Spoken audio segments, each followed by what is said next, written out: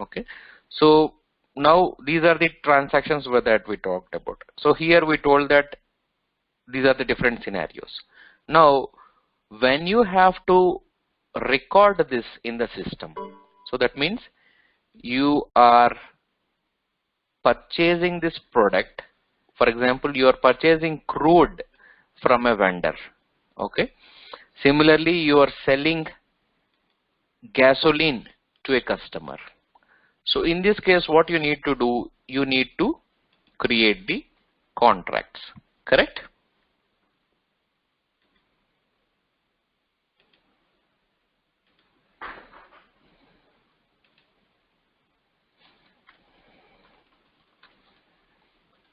Okay, so now let us understand what are the different types of contracts.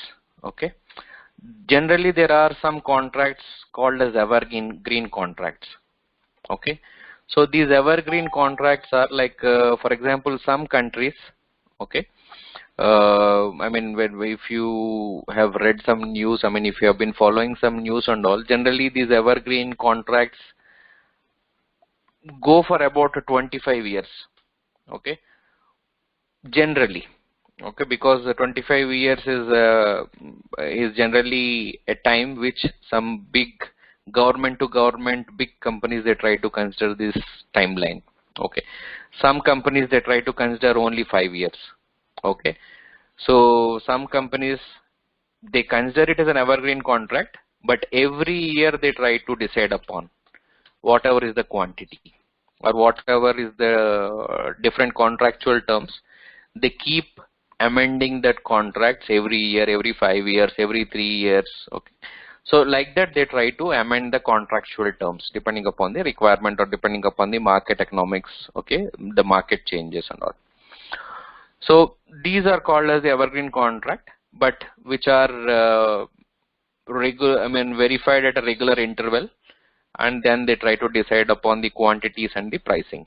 Okay, so we can consider the most important aspects in a contract is so when we talk about a contract, so what are the different products that we need to deliver? Okay, that is the most important product. I mean, so for example, whether we are talking about crude, so again contracts can be purchase and sale.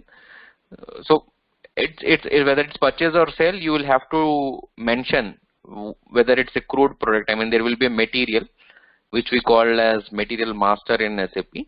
So those materials you need to mention in the contract, whether it's a purchase contract or a sales contract. So whether it is a crude product or whether it is a refined product or whether it is a gas product, etc. Whatever is the products, you try to mention the different products in the contract. Okay, after you mention the product. Okay, so okay, let me just put it in this way. Maybe you'll have a better clear picture in this. Okay,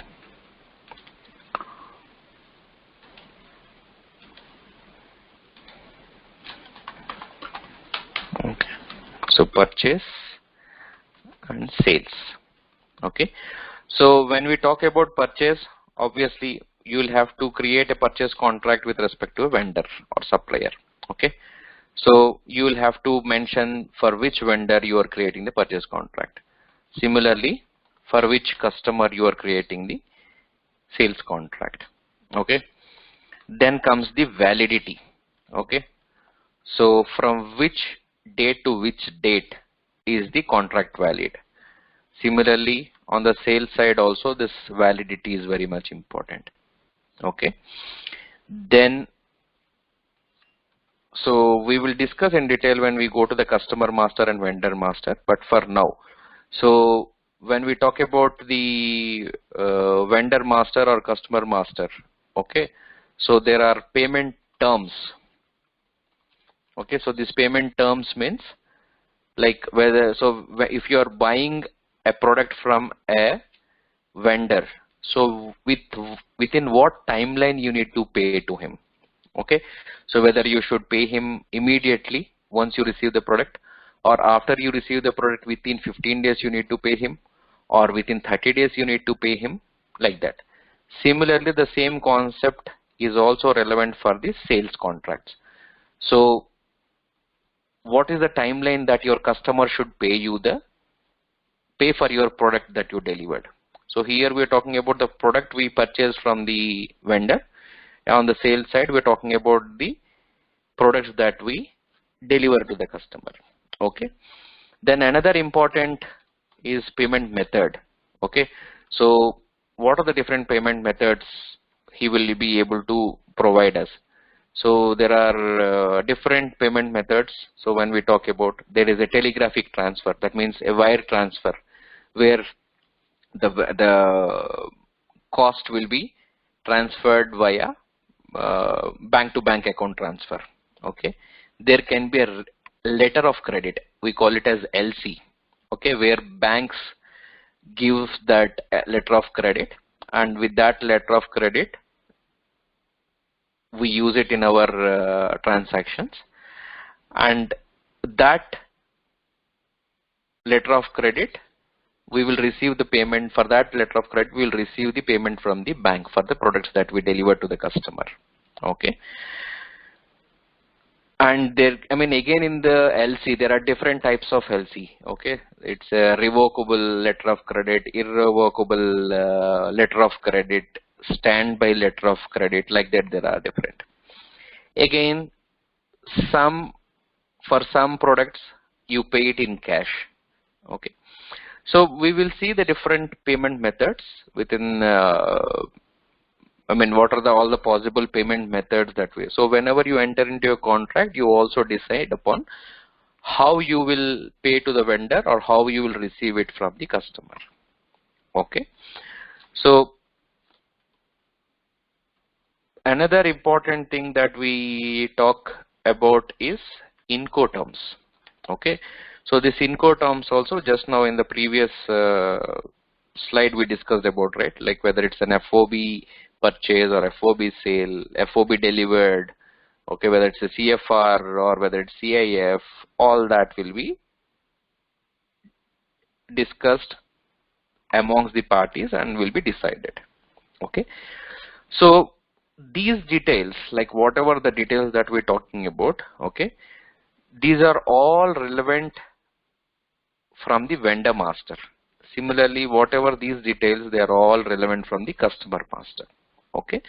Now we will come to the next part of it. What are all the products? So again, the products can be whether it's purchase or sale. It depends upon our kind of scenario, right? So what are the different products? Okay.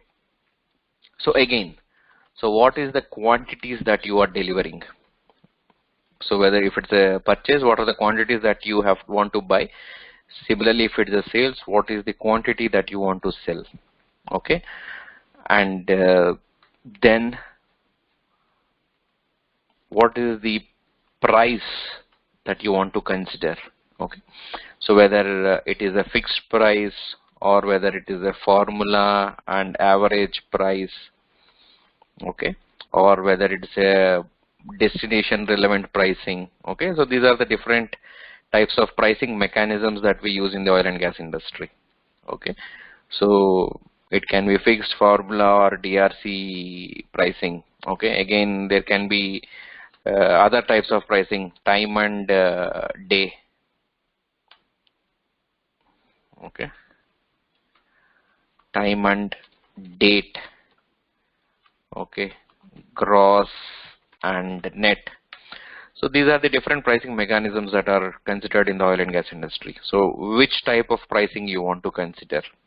In Incoterms, we have talked about FOB, CFR, CIF, okay, and we talked about DAP. Payment method, we talked about telegraphic transfer, okay, LC, cash payment, okay. I mean, again in LC also we have etc. These are the general ones which we have. Payment terms, like within 10 days, 15 days, 30 days, etc. Okay, validity. It can be. It depends. I mean, if it can be 3 year, it can be 1 year, it can be 3 years, it can be 5 years. I mean, it all depends upon how the contractual agreement is. Okay. So customer and vendor, we have it. Okay. Now, if a country has some taxation, so sometimes what will happen? So whatever the products that we have, so these products sometimes will be exempted, sometimes will be taxed. So if it is taxed, at what percentage it is taxed? Okay. So what is the percentage exempted? Okay, or taxed? Okay, that also will be considered in this. Okay, quantities, when we talk about quantities, we have different unit of measures, right? If it is crude, we generally consider barrels. If it is refined products, we consider it as in metric tons. Okay, and gas, it can be, I mean, if it's a natural gas, we use it, MMBTU is what is the MBT, MMBTU, M cube. Okay, there are different unit of measures. So in which unit of measure you're considering? Again, obviously, whatever is the unit of measure, with respect to that unit of measure only, your pricing will depend. Okay. So we considered, okay, we covered validity, grades and quantities, delivery Incoterms, supply, tax, nomination. Okay. So another thing, I mean, tolerances. I mean, this is also one more important part. So there is I mean, if you check when we talk about the contracts, so there is an under delivery and over delivery. Okay. So this also is again considered in your contract. So what is under delivery tolerance? Because for example, if you agree a contract for only 1 lakh barrels, it is not that you will deliver exactly 1 lakh barrels, right? Because you will be delivering the product via different modes of transport. It can be through truck, it can be through pipeline, it can be through barges, ships and all. So generally, whenever they are entering into a contract, generally there will be a tolerance. You will consider that, okay, so this much high, this much low, there is a possibility that we will be able to deliver the product. Okay, so that also is considered here. Okay, and charges. So if there are any demurrage charges, okay, so demurrage means like generally whenever a ship comes to a berth, okay, so if it is delayed, so there can be a possible, because a delay from the company, I mean from the company which is loading or from the company who is taking the product. So depending upon whoever is the delay, the other party will pay the demurrage. So there are demurrage and lay time. So we will discuss that when we talk about in the nominations, TSW. Okay. So if there is any gain and loss, so who will bear that? Okay. So if there are any claims, so who will have to consider that? Okay. So all these details they will try to capture whenever they enter into a contract. Okay. So these details, we will have to input all these details in the SAP when we create a purchase contract or a sales contract. But there will also be a hard copy which will be countersigned by the purchaser and the seller. So whoever is purchasing or whoever is selling, both entities countersign on that hard copy. So that hard copy is our base in order to create the commercial contract in the SAP. So that means whatever the contracts that you create in SAP is nothing but a legal document. So there will be a legal document attached to it in a physical form. So that information you are trying to capture it in the SAP system. Okay. So that is why these contracts are very important. So these are all, there will be different details that we need to capture in it when we create the contracts. Okay. And So this, as I told you, they have to be countersigned. So again, depending upon the scenario, so whether it is from a supplier to a company or supplier to headquarter to other company, so all these entities, whoever are involved, so they will have to countersign this, and the other entities have to be informed about this. Okay. So contract document, again, provide written contract signed by counterpart, distribute to global scheduling. Okay. Transportation, administration. So the transaction confirmation. So if you are, so when we talk about this scenario, so if this transaction, so obviously when you are talking about the transaction from one company to another company, so you will have to inform both the headquarters and the oil company. And so when you do this transaction, the headquarters should give you a confirmation. Even the oil company of Netherlands should also give you a confirmation. Okay. So the transactions, if they are dealing headquarters in between, so then you need to do the relevant, you'll have to do the communication, or you'll have to do the confirmation of deals between the group companies or the different affiliates that are involved in that transaction. Okay. So these are the different scenarios when we talk about a trading. So purchase, sale, exchange, hedging. Hedging also we discussed, like purchase and sales of paper barrels in the future market. Okay, intercompany we just talked about.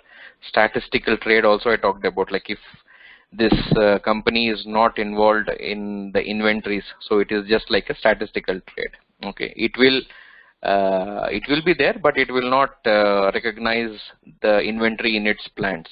Okay. Similarly, statistical movement. So this will not be owning any product, but it will try to be the mediator for the product movement between one company to another movement. So then that is our statistical movement or the freight trading. Okay. So this is the background of the subdivision of trading. Okay, so when you get into a consulting role, or when you get into an implementation role or a support role, so you will see all these in your day-to-day life. Okay.